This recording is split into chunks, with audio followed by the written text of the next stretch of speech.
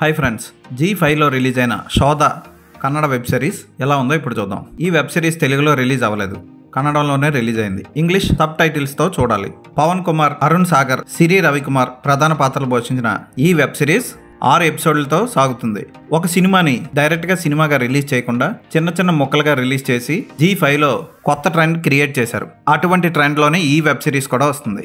ఒక్కొక్కటి 16 నిమిషాలు, 18 నిమిషాలు, 17 నిమిషాలు ఉంటుంది. ఈ వెబ్ సిరీస్ ఎలా ఉందో చూద్దాం. రోహిత్ ఒక పెద్ద లాయర్. అతని భార్య కనపడకుండా పోతుంది. ఊటీ లాంటి ఒక హిల్ స్టేషన్ లో ఉంటూ ఉంటారు. ఈ కేసుని భైరవ్ అనే పోలీస్ ఇన్వెస్టిగేట్ చేస్తూ ఉంటాడు. అయితే రోహిత్ కి అనుకోకుండా యాక్సిడెంట్ అయి హాస్పిటల్లో చేరతాడు. గతం మర్చిపోతాడు. అదే సమయంలో తనే మీరా అంటూ ఓ అమ్మాయి వస్తుంది. ఆ అమ్మాయి తన భార్య కాదంటాడు రోహిత్. అసలు అతని భార్య ఎవరు? మీరాగా వచ్చిన అమ్మాయే నిజమైన మీరానా? అసలు నిజమైన మీరా ఎవరు? నిజమైన మీరా ఉందా? ఉంటే ఆవిడెవరు?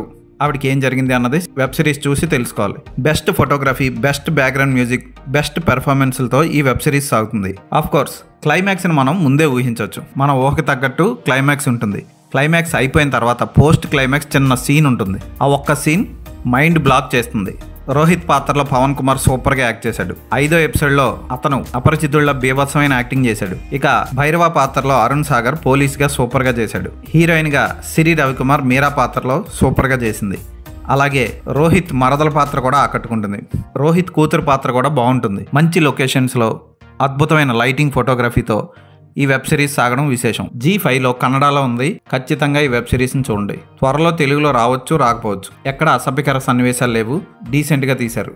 ఈ వెబ్ సిరీస్కి నేను ఇచ్చే రేటింగ్ 3.5/5.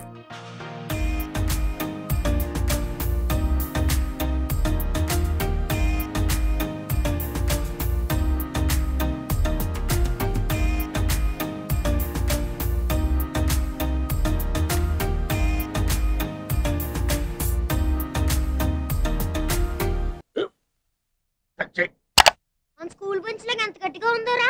కొట్రా, కొట్టు, పర్లేదు, కొట్టు. అబ్బా చైన్ పెట్టేసింది బాబాయ్. ఏంటి నువ్వు కొడతావా? కమా బిట్ మీ యార్. వద్దు బాబాయ్. వాడిని నేను కొట్టడం లేదమ్మా, వాడినే నన్ను కొట్టమంటున్నాను. నువ్వేం కంగారు పడక్కర్లేదు. అడు తిరుగుతావేంటి?